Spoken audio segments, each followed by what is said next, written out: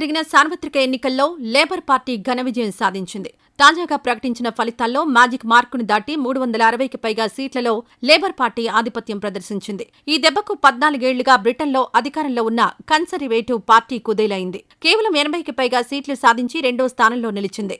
దీంతో ప్రధానిగా ఉన్న రిషి సునాక్ ఓటమిని అంగీకరిస్తున్నట్లు ప్రకటించారు.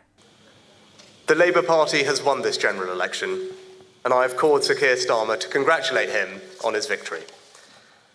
Today, power will change hands in a peaceful and orderly manner, with goodwill on all sides. That is something that should give us all confidence in our country's stability and future. The British people have delivered a sobering verdict tonight. There is much to learn and reflect on, and I take responsibility for the loss. అదే సమయంలో labour party నేత Keir Starmer ప్రధాని కాబోతున్నారు. దీంతో ఇప్పుడు యావత్ ప్రపంచం ఎవరి కీర్ స్మార్ట్మర్ అని శోధిస్తోంది. మానవ హక్కుల న్యాయవాది అయిన కీర్ స్మార్ట్మర్ అనంతరం లేబర్ పార్టీలో చేరి నాయకుడిగా ఎదిగారు. 2019 సార్వత్రిక ఎన్నికలలో లేబర్ పార్టీ ఘోర పరాజయం నుంచి ఇప్పుడు ఘన విజయం సాధించడంలో ఆయన పోషించిన పాత్ర కీలకం.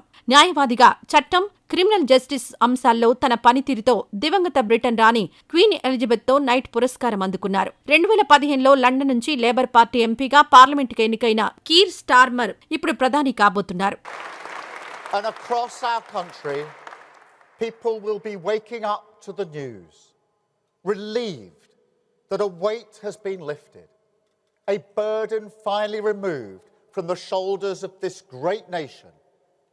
And now we can look forward again, walk into the morning, the sunlight of hope, pale at first, but getting stronger through the day.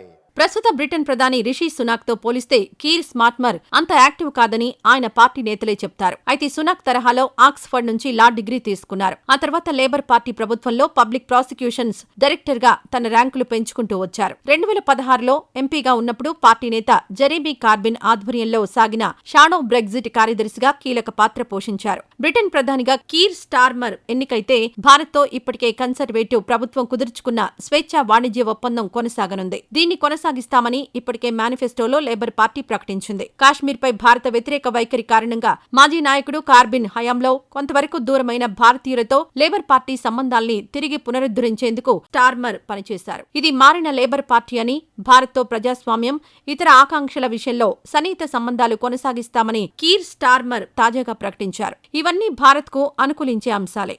మరింత సమాచారం కొరకు మా ఛానల్ను సబ్స్క్రైబ్ చేయండి.